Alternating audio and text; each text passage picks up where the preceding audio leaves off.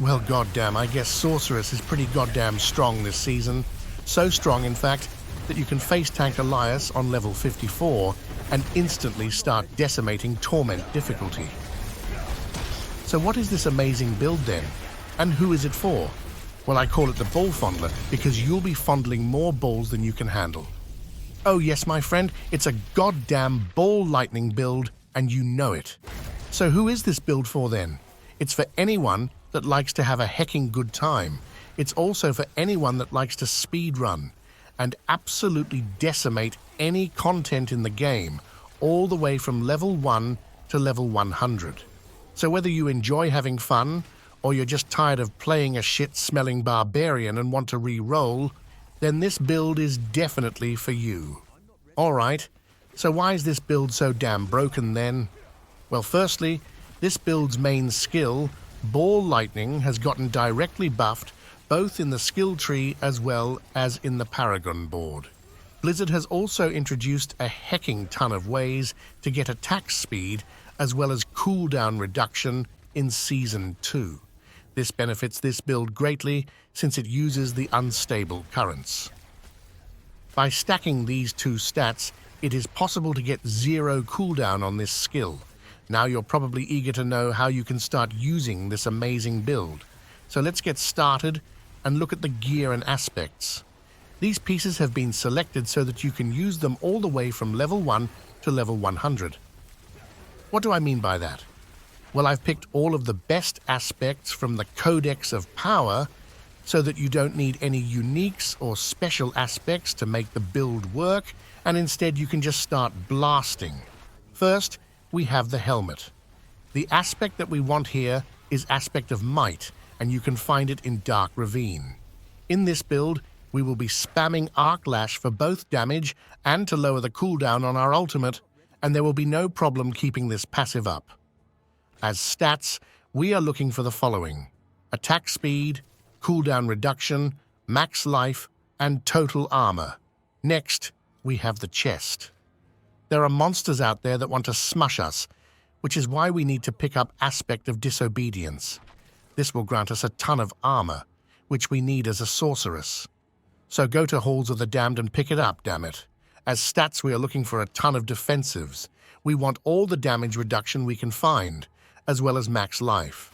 Next, we have an aspect that is completely busted. That is Gravitational Aspect. By using this aspect, the build becomes unstoppable. Unfortunately, you cannot find this in the Codex of Power, but it is not a must to make this build work. So stay strong and try to find it. The stats that we are looking for here are attack speed, crit chance, lucky hit chance, and intelligence. Alright, so what about the panties then? Here we want the ever-living aspect. When you find this, the damage you take will drop significantly since this build easily uses both crowd control and vulnerability. The stats that we are looking for are damage reduction for servability, as well as ranks to Ball Lightning for a hecking ton of damage. Next, we have the boots. The charged aspect will grant us a permanent movement speed buff, so make sure to grab it. You can find it in Maddox Watch. As stats looking for movement speed and movement speed after killing elites, we also want ranks to teleport for shorter cooldown and crackling energy damage for that sick DPS. For weapon, grab Aspect of Control from Sunken Library and look for the following stats: intelligence, crit damage, damage to close, and lightning critical damage. There's also one more stat that is extremely important. Can you guess which? Yes, of course. High weapon DPS is the most important stat here. Good job so far, my friends. Only a few gear pieces left. Let's take a look at the jewelry now. On the amulet, grab the Rapid Aspect from Buried Halls for more attack speed. As stats, look for movement speed, cooldown reduction, ultimate skill damage, as well as ranks to mastery skills. Or in other words, ranks to Ball Lightning. On our first ring, we want Prodigy's Aspect. Getting more mana is important, since Ball Lightning cost a ton of it. You can find this in Witchwater. The stats that we want are crit chance, crit damage, lucky hit chance, and max life. Max life can also be swapped for lightning damage if you want more damage. On the other ring, look for the same stats and grab recharging aspect from the Zenith dungeon. And lastly, we have the offhand. Here we grab aspect of splintering energy. We use this because we will be using lightning spear as one of our enchantments so that we can get more stuns, and this aspect will therefore give us even more of them.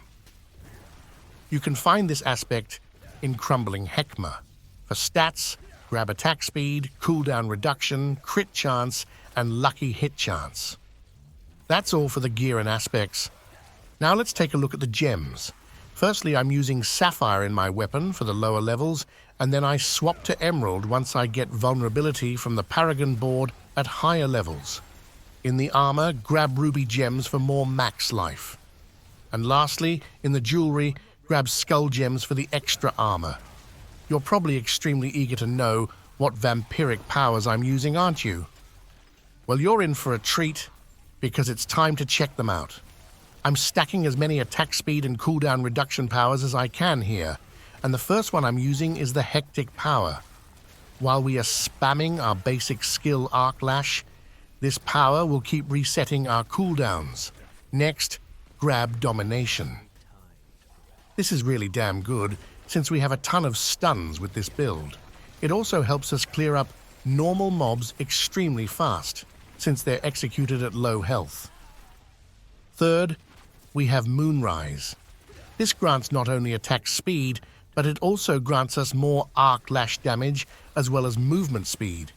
And movement speed simply makes the game more fun, am I right? As next power, use Ravenous. You probably see why. Yeah, it grants us even more attack speed.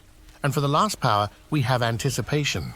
We use this for the cooldown reduction, since 20% cooldown reduction is goddamn insane. Good job, my friend. If you're still here, don't forget to press the subscribe button, and we'll take a look at my highly intellectual skill tree of epicness.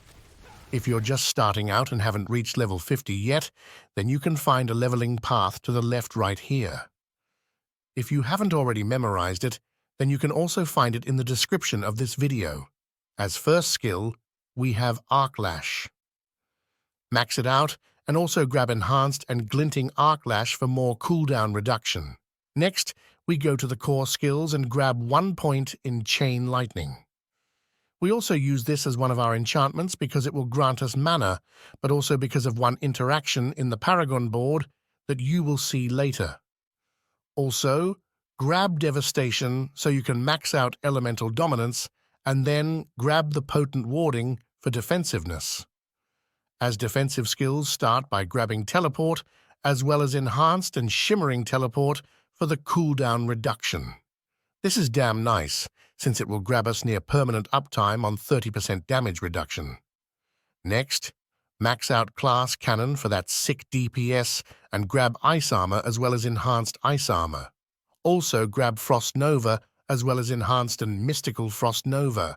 This skill can also be swapped for Flame Shield if you need more defensives. Lastly, take 1 point in Elemental Attunement so that you have the chance to reset your defensive skills.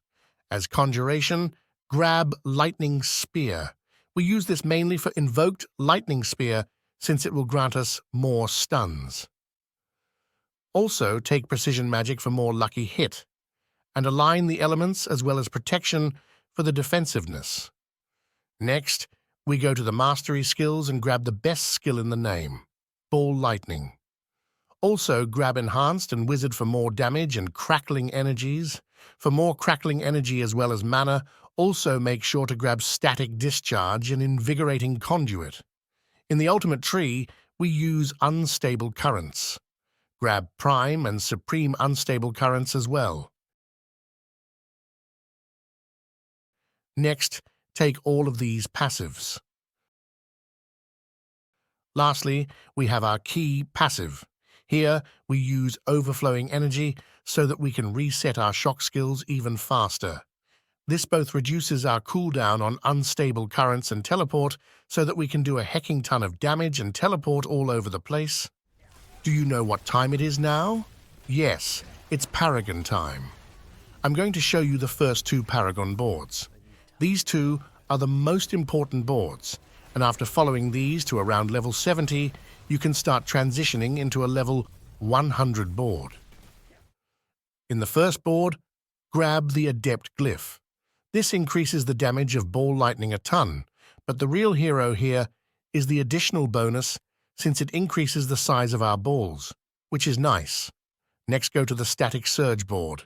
Here we want to instantly grab Static Surge before continuing, since this will grant us permanent vulnerability and also yet another way of getting mana back for our balls. As Glyph, take the Charged Glyph. This increases our crackling energy damage, but also grants us an easy 15% multiplicative multiplier. Okay, only one thing left then. Let's learn how to play the game.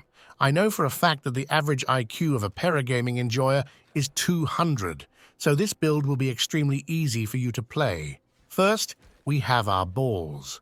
We simply spam these as often as possible when we have mana. Whenever we don't have mana, however, we use our Arc Lash. You're probably seeing all of the lightning stuff everywhere as well. You want to grab these. They come from our shock skills and grant us an aura that does damage to nearby enemies, also well as granting us mana whenever we pick them up. If you have enough cooldown reduction, then you can use Unstable Currents whenever you want to.